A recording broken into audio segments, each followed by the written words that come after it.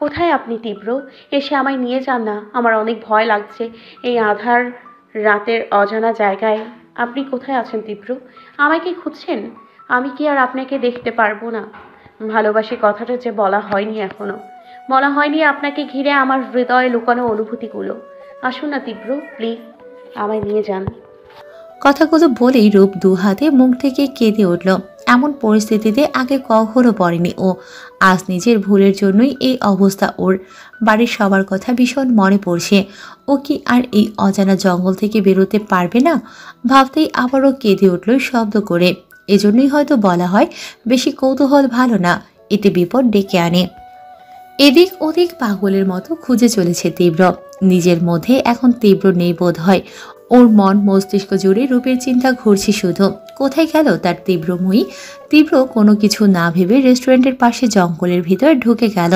কেন সেদিকেই গেল তা জানা নেই তীব্রের। রূপ একা জঙ্গলে কেন যাবে সে কথাটাও মাথায় আসে না ওর। ওর মন ওকে জঙ্গলের দিকেই টেনে নিয়ে গেল। জঙ্গলের একটু ভেতরে গিয়ে এদিক ওদিক তাকিয়ে বোঝার চেষ্টা করছে কিছু। ঠিক সেই সময় গাছের সাথে কিছু লেগে থাকতে দেখে সেটা হাতে তুলে নেয়। ফোনের ফ্ল্যাশলাইট জ্বালিয়ে দেখার চেষ্টা করতেই প্রাণে সাহস সঞ্চয় যেন হয়। কিছুটা উত্তেজিত হয়ে বলে ওঠে, এটা তো রূপের গ্রাউন্ডের অংশ। তার মানে আমি যা ভাবছিলাম তাই, রূপ এই জঙ্গলের ভেতরে আছে। কিন্তু কোথায় আছে ও? আমি এখন কোথায় খুঁজবো ওকে? কেন এভাবে হারিয়ে গেলে তীব্রময়ী? এতটা আগলে রেখেও শেষ পর্যন্ত আমি ব্যর্থ হলাম। কোথায় আছো তুমি? ঠিক আছো তো? ভাবতে ভয় লাগছে তীব্রর। এই প্রথম ও কোনো কিছু নিয়ে ভয় পাচ্ছে। তবে এটা সামান্য কিছু নয়। না হলে তীব্রর মতো ছেলে ভয় পাবে এটা কখনোই হতে পারে না। রূপ নামক মায়াবী মেয়েটা তো তার হৃদয়ের সাথে জড়িয়ে আছে। কি করে এটা সামান্য বিষয় হবে? এইসব ভাবতে ভাবতে তীব্র এগিয়ে গেল। ওর মাথায় অন্য চিন্তা ঘুরছে। ওর তো শত্রুর অভাব নেই। যদি ওরা কোনো ক্ষতি করে রূপের, কিন্তু এই দার্জিলিংয়ে এসে ক্ষতি করবে কেন? তবে করতেও পারে, কারণ এখন তীব্রের কোনো গার্ড সাথে নেই। তাই তীব্রকে দুর্বল করার জন্য হলেও এই সময়টা বেছে নেবে তারা। এসব ভেবেই গলা শুকিয়ে এলো তীব্রর। মন আর পেখম সমানে কেঁদে চলেছে। রাত প্রায় 2টো বাজতে চলল। এখনো তীব্র রূপের কোনো খোঁজ নেই। ওরা ওখান থেকে রিসর্টে ফিরে এসেছে। মৃন্ময়, ঈশান আর নীল ওই পাহাড়ি রেস্টুরেন্টেই আছে। মেঘ আর ঋদ্ধিকে দিয়ে জোর করে ওদের নিয়ে রিসর্টে পাঠিয়ে দিয়েছে। ওরা এমনিতেও প্রচন্ড ভেঙে পড়েছে। মন কাঁদতে কাঁদতে বলে উঠল, কোথায় যাবে বলতো? রূপ এখনো একা একা কোথায় যায়? বলেই কেঁদে উঠল। মেঘ মনের পাশে বসে আলতো করে জড়িয়ে ধরতেই মন মেঘের বুকে মাথা রেখে শব্দ করে কেঁদে উঠল। মেঘ প্রথমে চমকালেও পরে শান্ত সুরে বলল, কাঁদে না মন পাখি, সব ঠিক হয়ে যাবে। দেখো, তুই গেছো তো রূপকে খুঁজতে, ঠিকই খুঁজে পাবে, দেখো। মন কিছু বলল না। মেঘের বুকে মুখ গুছিয়ে পড়ে রইল। পেখম কান থেকে ফোন নামিয়ে কান্না মিশ্রিত স্বরে বলে উঠল, মেঘদা, মৃন্ময় ফোনে বললেও পুলিশকে ইনফর্ম করেছে, পুলিশ খোঁজ চালাচ্ছে। মেঘ বেগমকে চোখ দিয়ে আশ্বস্ত করে কাঁদতে বারণ করল। ঋদ্ধি রোম জুড়ে পায়চারি করতে করতে বলে উঠল, রূপ প্রচণ্ড ভীতু স্বভাবের মেঘদা, ও একা একা বেশিক্ষণ থাকলে জ্ঞান হারাবে নিশ্চয়ই। ঋদ্ধির কথা শুনে মেঘ সহ সবাই বেশ ভয় পেয়ে গেল। সত্যি তো, একটা মেয়ে কতক্ষণ এই অচেনা শহরে ঠিক থাকতে পারবে একা একা? কোথায় আছে তা কেউ বলতে পারবে না এই মুহূর্তে। তার উপর গভীর রাত এখন। ভাবতেই সবার ভয় লাগছে। আসলে রূপ এমন একটা মেয়ে যে কিনা ওদের সবাইকে কয়েকদিনই আপন করে নিয়েছে। তাই রূপকে সবাই ভীষণ ভালোবেসে ফেলেছে। আজ তার অনুপস্থিতিতে সবার মনেই আতঙ্ক সৃষ্টি হয়েছে। ধ্বংসরাজ্য শেষ হতে চলেছে। পাপী বিনাশের রাজা আজ শেষ হবে বলে আনন্দে মেতেছে পাপী সাম্রাজ্য। এগিয়ে আসছে সময়। চারিদিক থেকে ধেয়ে আসছে ধ্বংসের শঙ্কা। নিস্তব্ধ পরিবেশে কিছু নরপশু এগিয়ে চলেছে নিজেদের কার্য হাসিল করার উদ্দেশ্যে। ঘন পাহাড়ি জঙ্গল ভেদ করে এগিয়ে যাচ্ছে তারা। একজন হারিয়ে খুঁজছে নিজের প্রেমিককে, আরেকজন প্রিয়সী হারানোর ব্যথা নিয়ে হন্যে হয়ে খুঁজছে তার প্রেমিকাকে। অন্যদিকে এগিয়ে আসে কিছু নরপশুর দল। কে হবে জয়ী? এই নিষ্পাপ প্রেমিক প্রেমিকার সাথে কি এদের কোনো যোগসূত্র আছে, নাকি অন্য কোনো কারণ? রূপ কি সত্যি কৌতূহলের বর্ষবর্তী হয়ে হারিয়ে গেছে, না এর সাথে কোনো ষড়যন্ত্র আছে, নাকি এটা নিছক কাকতালীয় ঘটনা? শেষে তীব্র কি খুঁজে পাবে তার তীব্রময়ীকে? সুস্থ অবস্থায় কি হতে চলেছে সামনে? ঝড়ো হাওয়ার মাঝে দ্রুত কদমে সামনের দিকে হেঁটে চলেছে তীব্র। চোখে মুখে ভয়ের ছাপ স্পষ্ট। বিপদ ঘনিয়ে আসছে সামনে, যা করার তাড়াতাড়ি করতে হবে। কিন্তু তার তীব্রময়ীকে খুঁজে না পেলে হয়তো তীব্রর অস্তিত্ব আজ বিলীন হয়ে যাবে। কোনো কিছু না ভেবে তীব্র দ্রুত গতিতে হাঁটতে লাগলো। এদিক ওদিক তাকিয়ে বোঝার চেষ্টা করছে কোথায় যেতে পারে রূপ। এখন রাত আনুমানিক 2:30 বাজে। এতক্ষণ খুঁজেও পায়নি রূপকে। কিছু দূর যেতেই তীব্রর কানে এলো পাহাড়ি নদীর কলকল শব্দ। দাঁড়িয়ে পড়ল তীব্র। আরো কিছু আওয়াজ ভেসে আসছে চারপাশ থেকে। চোখ বন্ধ করে সেই আওয়াজ বোঝার চেষ্টা করলো তীব্র। কিছুক্ষণ পরেই ভেসে এলো এক নারীর চিৎকার। থমকে গেল তীব্রর হৃদয়। এমন আর্তনাদ কার হতে পারে এই পাহাড়ি জঙ্গলের মাঝে? তীব্র সামনের দিকে দৌড়ে যেতে লাগলো। তীব্র, হঠাৎ কারো ডাকে থমকে দাঁড়ালো তীব্র। এটা তার তীব্রময়ীর কণ্ঠ। হাসি ফুটে উঠল তীব্রর ঠোঁটের কোণে। পেছন ফিরে তাকাতে রূপের বিধ্বস্ত মুখের কোণে ফুটে ওঠা হাসিটা দেখে তীব্রর হৃদয় রক্তক্ষরণ শুরু হলো। চোখের কোণে জল জমে গেল ওর। দ্রুত এগিয়ে এসে ঝাপটে নিল নিজের সাথে রূপকে। রূপ যখন বসে কাঁদছিল ঠিক তখনই কয়েকজনের পায়ের আওয়াজ পেয়ে ভয় পেয়ে যায়। কিছুক্ষণ পর নারী কণ্ঠের আর্তনাদ শুনে ভয় থরথর করে কাঁপতে লাগলো। উঠে দাঁড়ানোর শক্তিটাও যেন হারিয়ে ফেলেছে ও। পায়ের শব্দ গাঢ় হতেই রূপ উঠে দাঁড়ালো কোনো রকমে। পেছন ঘুরে দাঁড়াতেই দেখলো কেউ একজন দৌড়ে পাশ দিয়ে সামনের দিকে এগিয়ে যাচ্ছে। রূপ প্রথমে ভয় পেলেও পরে ভালো করে লক্ষ্য করতে তীব্রকে দেখে আনন্দের চোখে জল চলে এলো। কিছুটা এগিয়ে ভাঙা গলায় তীব্রকে ডাকতে তীব্র ওর দিকে কিছুক্ষণ তাকিয়ে ছুটে এসে ওকে নিজের সাথে মিশিয়ে নিল। রূপ তীব্রর বুকে মুখ গুজে কাঁদতে কাঁদতে কিছু বলবে তার আগেই তীব্রর কণ্ঠ শুনে থেমে গেল। তীব্রময়ী। তীব্রর আদরে অথচ ভাঙা গলার ডাক শুনে শব্দ করে কেঁদে উঠল রূপ। জাপটে জড়িয়ে ধরল তীব্রকে। তীব্র রূপকে নিজের সাথে শক্ত করে জড়িয়ে ধরল, যেন ছেড়ে দিলেই হারিয়ে যাবে ওর তীব্রময়ী, যা তীব্র কোনোদিন চায় না। রূপের কান্না বাড়তেই তীব্র বলে উঠল, কাঁদে না তীব্রময়ী, আমি এসে গেছি তো, দেখো তোমাকে আর হারিয়ে যেতে দেবো না। আমি আমার বুকে শক্ত করে বেঁধে রাখবো। তুমি ছাড়া যে আমি শূন্য তীব্রময়ী, তোমায় হারাতে দেই কি করে? একটুও ক্ষতি হতে দেব না তোমার, সব সময় ছায়ার মতো পাশে থাকবো। রূপের কান্না থেমে গেল অচিরেই। হালকা চাঁদের আলোয় তীব্রর মুখের দিকে তাকালো। ঝড়ো হাওয়ায় তীব্রর কপালে পড়ে থাকা চুলগুলো উড়ে চলেছে। নীলাভ চোখ দুটোতে বিরাজমান কিছু হারানোর ভয়। কি অমায়িক এই সুদর্শন যুবক! আচ্ছা, এই পুরুষটির এত এত ভালোবাসার পাওয়ার কি যোগ্য রূপ? রূপের এইসব ভাবনার মাঝেই কিছু লোক এসে ঘিরে ধরল ওদের দুজনকে। সবার হাতে রিভলভার। রূপ ভীত চাহনি দিয়ে সবটা দেখে তীব্রর দিকে তাকালো। তবে অবাক হলো তীব্রর মুখমণ্ডল আবৃত একরাশ রাগ, যা রূপ কোনোদিন দেখেনি। আরেকটা বিষয়ও খেয়াল করল রূপ, যা হলো তীব্রর মধ্যে অবাক বা বিস্ময় কোনো কিছুর চিহ্ন নেই, যেন এইসব হওয়ারই কথা ছিল। এই লোকগুলো কারা? কেন এভাবে ওদের ঘিরে ধরল? ওরা কি করছে এদের? ওর ভাবনার মাঝেই একজন লোক তীব্রকে উদ্দেশ্য করে বলে উঠল, আজ কিভাবে পালাবেন? আমাদের হাতে শেষ পর্যন্ত পড়তেই হলো যমরাজকে। ওদের কথা শুনে তীব্র চোখ বন্ধ করে নিল। রূপ বিস্ময় নিয়ে তাকিয়ে আছে। এসব কি বলছে এই লোকগুলো? আর তীব্রকে যমরাজ বলে কেন সম্বোধন করল? কিছুই যখন মাথায় আসে না, ঠিক তখনই কেউ একজন তীব্রকে হকস্টিক দিয়ে বাড়ি মারল। তীব্র রূপকে নিয়ে একটু সামনের দিকে হেলে পড়ল, তবে পেছন ফিরল না, আর নাইবা রূপকে ছাড়ল। রূপ এমন অবস্থায় কেঁপে উঠল। তীব্র চোখ বন্ধ করে নিজেকে ধাতস্থ করে রূপকে সরিয়ে পেছনে ঘুরে দাঁড়ালো। তীব্রের চোখের দিকে তাকিয়ে সবাই মাথা নিচু করে নিল। ওই চোখে চোখ রাখার সাধ্য ওদের নেই। তীব্র তা দেখে বাঁকা হাসলো। পেছন ফিরে রূপের হাত ধরে দৌড়াতে শুরু করলো। লোকগুলো বিস্মিত হয়ে গেল, যেন ওরা এটা আশা করেনি। ওরাও কোনো কিছু না ভেবে দৌড়াতে লাগলো। তীব্র রূপের পেছন পেছন। রূপকে যথাসাধ্য নিজের সাথে মিশিয়ে সামনের দিকে দৌড়ে যাচ্ছে তীব্র। ও জানে তার তীব্রময়ীর কষ্ট হচ্ছে, তবে কিছু করার নেই ওর। ওই নরবশুগুলোর থেকে বাঁচতে পারলেই হয়, না হলে ওর অজানা সত্য রূপের সামনে চলে আসবে যে প্রণয় শুরুর আগেই তা ভেঙে যাবে, যা তীব্র চায় না কোনোদিন। ওর ভাবনার মাঝে রূপ দৌড়াতে দৌড়াতে বলে উঠল। আমি পারছি না তীব্র, আর পারছি না সত্যি। তীব্র একটু থেমে রূপের দুগালে হাত রেখে বলে উঠল। একটু কষ্ট করো তীব্রময়ী, না হলে ওরা আমাদের মেরে ফেলবে। রূপ আর কিছুই বলতে পারল না। তীব্র যেদিকে নিয়ে যাচ্ছে রূপও সেদিকে সেভাবেই যাচ্ছে তীব্রর সাথে। কিছু দূর যেতেই থেমে গেল তীব্র। সামনে যাওয়ার আর কোনো রাস্তা নেই, পাহাড় চূড়ায় উঠে গেছে ওরা। এখন পেছনে যাওয়া ছাড়া আর কোনো দিক খোলা নেই। তবে পেছনে যাবে কি করে, সেখানেই তো বিপদ। রূপ বলে উঠল। এবার কি হবে তীব্র? ওরা তো আমাদের খুঁজে ফেলবে। তীব্র আপন মনে কিছু ভেবে চলেছে। রূপের কথায় হুঁশ আসতেই ও বলে উঠল। চিন্তা করো না তীব্রময়ী, আমি আছি তো, আমায় বিশ্বাস করো তো। রূপ তীব্রকে জড়িয়ে ধরে বলে উঠল।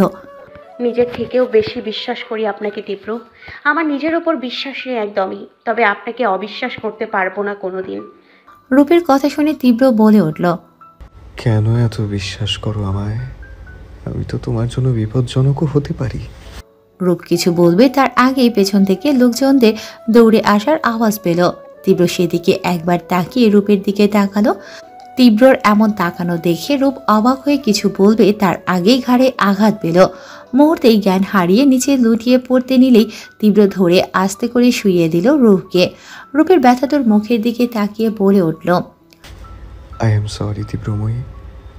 কথাটা বলেই উঠে দাঁড়ালো। রূপের দিকে এক পলক চেয়ে পেছনের দিকে দৌড়াতে শুরু করলো।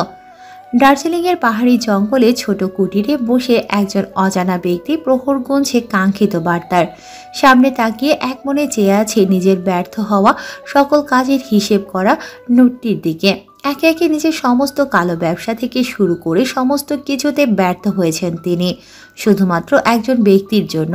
তার কথা ভাবতেই কপালে ঘাম জমে উঠল। বিড়বিড় করে বলে উঠল। তুমি যত বড় মাফিয়াই হও না কেন, তোমার মৃত্যু না হওয়া অবধি আমি থামবো না। তোমার জন্য কম হেরে যাইনি আমি। আমার সমস্ত কিছু ধ্বংস করেছো তুমি। শুধুমাত্র তোমার জন্য আজ আমি লুকিয়ে লুকিয়ে বেড়াচ্ছি। আমার ছেলেটা তোমার জন্য শুধু আমার কাছে নেই। তোমাকে আমি ছাড়বো না। বহু বছরের প্রতিশোধের সমাপ্তি হবে আজ। আজ তোমাকে শেষ করার দিন। তোমার ধ্বংস হবে আজ। আবার গড়ে উঠবে পাপী সাম্রাজ্য। কথাগুলো বলে বিকট শব্দে হাসতে লাগলো। ঠিক তখনই তার ফোন বেজে উঠল। আনন্দে তার মনে জয়ের সংখ্যা বেজে উঠল। নিশ্চয়ই শেষ হয়েছে তার শত্রুর শেষ নিঃশ্বাস। হবে নাই বা কেন, 50 জন লোক পাঠিয়েছেন তিনি, একা কতই বা পারবে ভেবেই হেসে ফোন রিসিভ করতেই ওপাশ থেকে ভেসে এলো ভয়ঙ্কর সেই কণ্ঠ, যা প্রায় 9 বছর আগে শুনেছিল তিনি। ভয় থরথর করে কাঁপতে লাগলো তার রুহ। ওপাশের ব্যক্তিটি গম্ভীর কণ্ঠে বলে উঠল। কেমন আছেন মিস্টার সেন? ভালো আছেন নিশ্চয়ই, কিন্তু এখন আর ভালো থাকবেন না। কি ভেবেছিলেন এতজন লোক পাঠালে আমি নিঃস্ব হয়ে যাব, আর আপনি পাপ করে যাবেন এই দেশের মাটিতে, তাই না? তবে আপনার জন্য এক বালতি সমবেদনা, কারণ আপনার উদ্দেশ্য পূরণ হলো না। কি সব লোক পাঠিয়েছেন বলেন তো আমাকে মারতে? ওরা তো আমার চোখের চাহনি দেখেই দমে যায়। ওদের সাথে খেলে কোনো মজা পেলাম না। একটু থেমে ভয়ঙ্কর কণ্ঠে আবার বলে উঠল। আপনাকে আমি যথেষ্ট ছাড় দিয়েছিলাম মিস্টার সেন, তবে আপনি সেটা কাজে লাগিয়ে আমাকেই মারতে ছুটে এলেন। তবে এতে কোনো কাজ হবে বলে আমার মনে হয় না। এই ধ্বংসরাজ্য আর ধ্বংসরাজ্যের কিংকে কোনো দিনও কেউ ধ্বংস করতে পারবে না। আজীবন সে আপনাদের মতো পাপীকে শাস্তি দিয়ে যাবে। আগেরবার আপনাকে ছাড় দিলেও এরপর আর ছাড় পাবেন না। এই টিএসসি মাফিয়া কিং কোনোদিনও এই দেশের পাপীদের রেহাই দেবে না, ধ্বংস করবে তাদের ধ্বংসরাজ্য। এ নিয়ে এসে তৈরি থাকুন। কথা শেষ করে ফোন কেটে দিলেন। অজানা সেই ব্যক্তির হাত থেকে ফোন পড়ে ভেঙে গেল। উনি চেয়ারে ধপ করে বসে পড়লেন। 50 জনের সাথে একাই লড়াই করতে পারল টিসি মাফিয়া ডন, কিন্তু কিভাবে সম্ভব? এত পাওয়ার তার। ভয়ে হাত পা ঠান্ডা হয়ে আসতে লাগলো তার। বুকে হাত দিয়ে জোরে জোরে শ্বাস নিতে লাগলো সে। বিড়বিড় করে বলে উঠলেন। ভয়াবহ এই মানব, ভয়াবহ তার কণ্ঠ। রহস্যে ভরা এই মানবের শেষ কেউ করতে পারবে না কোনোদিন। কেউ করতে পারবে না তার মুখ দর্শন। যে করবে তার মৃত্যু নিশ্চিত। অথচ সে আমাদের সামনে দিয়ে ঘুরে বেড়ায়, তবুও কেউ চিনতে পারে না তাকে। শুধু মানুষের মুখে মুখে তার ভয়াবহ কাছের কথা শোনা যায়। পাপী সাম্রাজ্য সে ভেঙে ফেলবেই, কারো সাহস নেই তাকে দমাবার। বলতে বলতেই কেঁপে কেঁপে উঠলেন তিনি। রাতের আধারে প্রেয়সীকে বুকে নিয়ে চোখ বন্ধ করে বসে আছে রহস্যময় এক প্রেমিক, যার শরীরে রন্ধে রন্ধে রহস্য ভরা। কেউ জানে না তার রহস্যের সন্ধান। তাই তো নিশ্চিন্তে প্রেয়সীকে বুকে নিয়ে দূর আকাশের পানে চেয়ে আছে। আধার কেটে আলোর রোশনাই ফুটবে কিছু ঘন্টা পরেই। সেদিকে একধ্যানে তাকিয়ে আছে তীব্র। এখন আনুমানিক 4টা বাজে। কিছু সময় পরেই রূপ নড়ে চড়ে উঠতেই সজাগ হলো তীব্র। চোখ পিটপিট করে রূপ বোঝার চেষ্টা করছে কোথায় আছে সে। কিছুক্ষণ থেকেও যখন বুঝতে পারল না, তখন আলতস্বরে ডেকে উঠল, তীব্র। হৃদয় শীতল হয়ে এলো তীব্রর। অর্ধচেতন অবস্থাতেও তার তীব্রময়ী তাকে খুঁজছে। অশান্ত মন শান্ত হওয়ার জন্য এতটুকুই যথেষ্ট নয়। রূপের নড়চড় দেখে তীব্র বলে উঠল, এই তো আমি তীব্রময়ী। তীব্রর গলার স্বর পেয়েই রূপ মাথা উঁচু করে তীব্রের বুক থেকে চাইল তীব্রের পানে। চক্ষু শীতল হয়ে এলো। সমস্ত ক্লান্তি ভয় যেন নিমিষেই গায়েব হয়ে গেল। জাপটে জড়িয়ে ধরল তীব্রকে। বুকে মাথা রেখে পুনরায় ফুঁপিয়ে উঠল। রূপের কান্না বাড়তেই তীব্র উত্তেজিত কণ্ঠে বলে উঠল, এই তীব্রময়ী, তাকাও আমার দিকে। এই তাকাও না, কাঁদে না পাখি, প্লিজ কান্না থামাও। তীব্রর আদরের স্বর শুনে রূপের কান্না বেড়ে যায় কয়েক গুণ। জাপটে ধরল তীব্রকে। তীব্ররও আর কিছু বলল না, কারণ যথেষ্ট ভয় পেয়েছে মেয়েটা। কিছুক্ষণ পর রূপ স্বাভাবিক হতেই কিছু মনে পড়ল। ফট করে তীব্রর বুক থেকে উঠে সরে বসল। রূপের হঠাৎ এহেন কাণ্ডে তীব্র রূপের দিকে অবাক চোখে তাকাতেই রূপ বলে উঠল, আমরা যখন পাহাড়ের চূড়ায় দাঁড়িয়েছিলাম, তখন হঠাৎ করে আমার ঘাড়ে ব্যথা অনুভব হয়। তারপর তো আর কিছুই মনে নেই। কি হয়েছিল তারপর তীব্র? তীব্র রূপের দিকে তাকিয়ে থাকে কিছুক্ষণ, তারপর শান্ত কণ্ঠে বলে ওঠে, তুমি জ্ঞান হারিয়ে পড়ে যেতেই আমি তোমাকে নিয়ে ব্যস্ত হয়ে পড়ি, কিন্তু অনেকক্ষণ পরে ওই লোকগুলো না আসায় তোমাকে কোলে নিয়ে এখানে এসেছি। রূপ বিস্ময় নিয়ে তাকালো তীব্রর দিকে।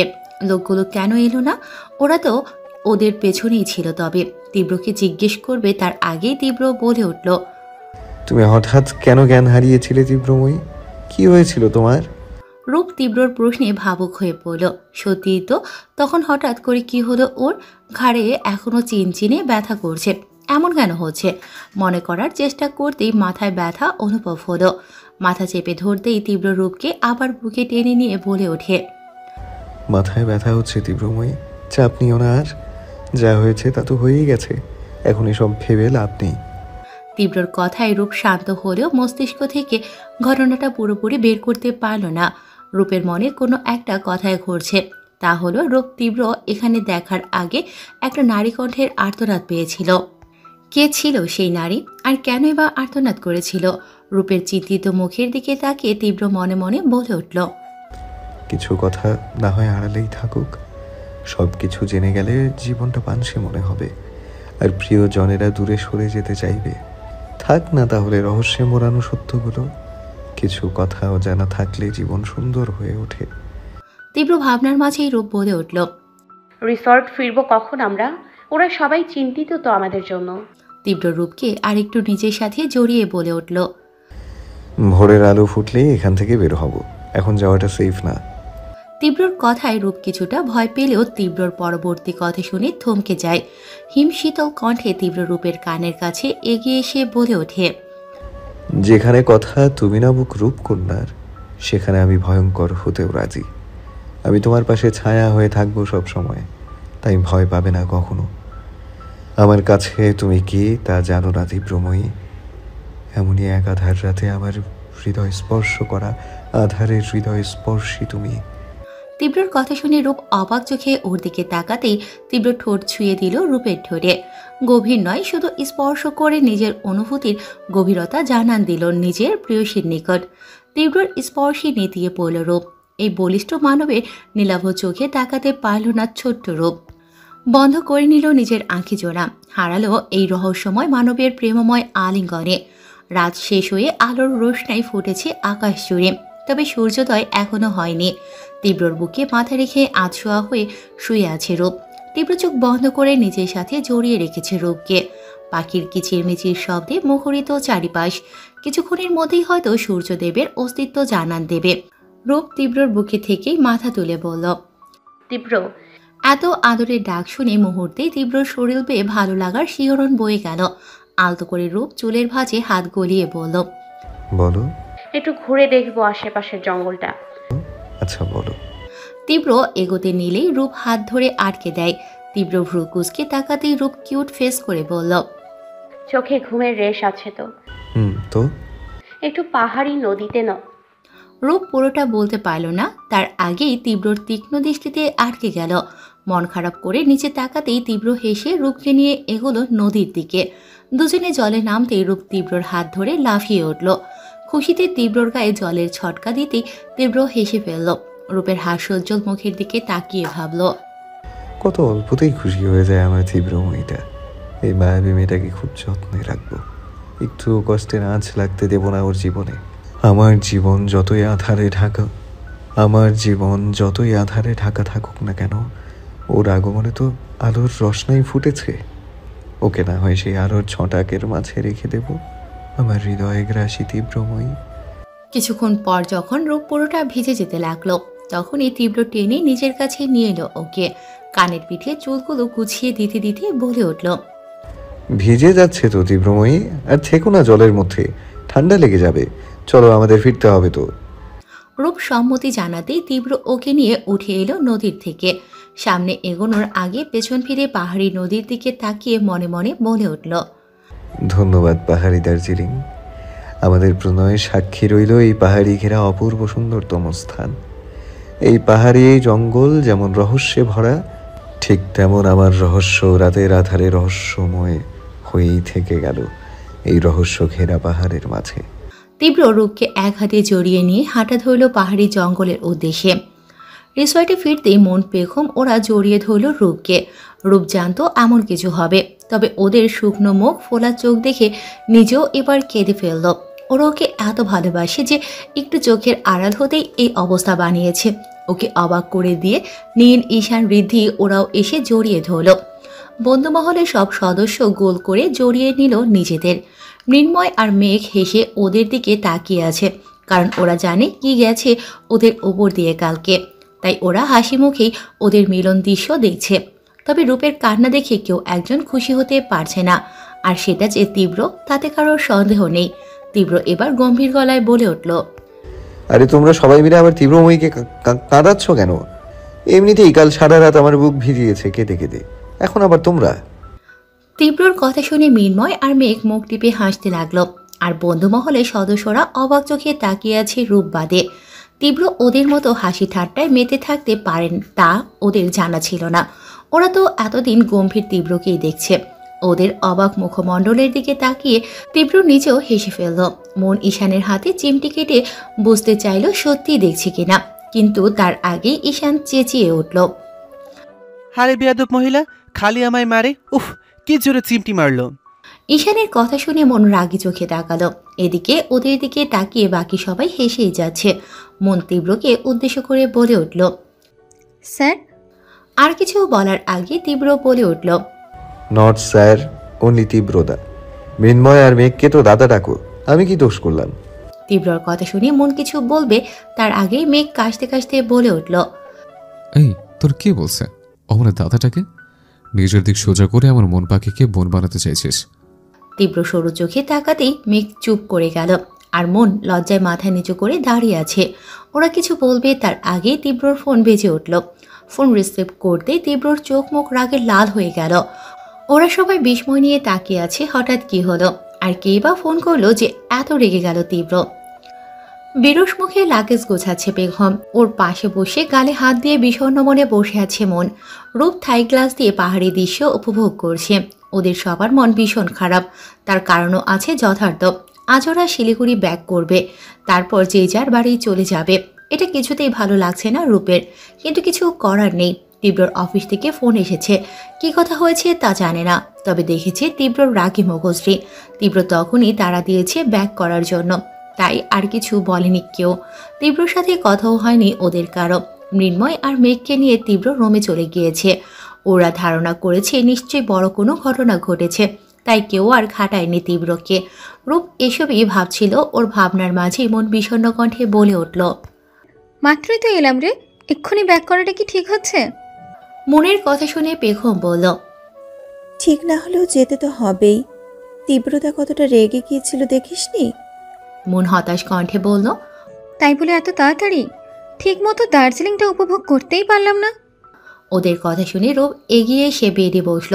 মনের কাঁধে মাথা এলিয়ে বলে উঠল, আমরা আবার আসবো মন, এখন এমন করিস না। তীব্রর মন ভালো নেই, দেখছিস তো, আমাদের কথা শুনলে ওর খারাপ লাগবে।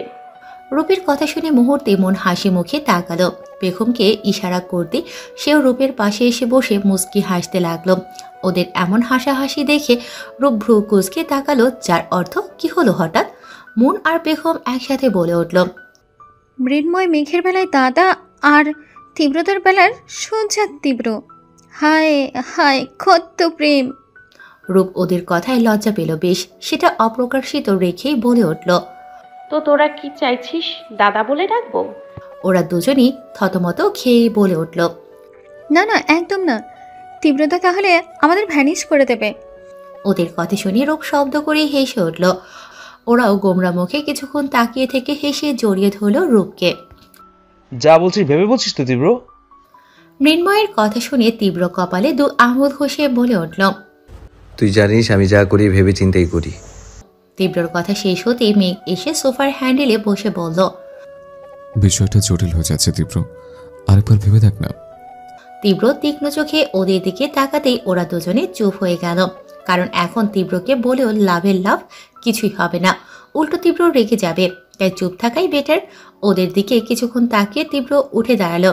থাই গ্লাস ভেদ করে আসা রোদ্দোজ্জ্বল আলোর দিকে তাকিয়ে হিমশীতল কণ্ঠে বলে উঠল, আমি জটিল জিনিস সলভ করতে পছন্দ করি, আর তাছাড়া যত দেরি হবে তত বিষয়টা হার্ড হয়ে যাবে।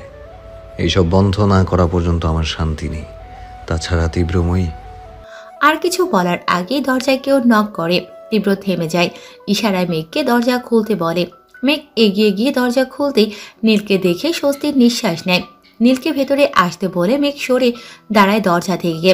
নীল ভেতরে এসে বলে ওঠে, সবকিছু রেডি আছে তীব্রদা, কখন বেরোবো আমরা? তীব্র নীলের দিকে তাকিয়ে বলে ওঠে, রাত 8টায় বেরোবো। সবাই এখন রেস্ট নাও, আর তীব্রময়ীকে একটু আমার রুমে ডেকে দিও তো।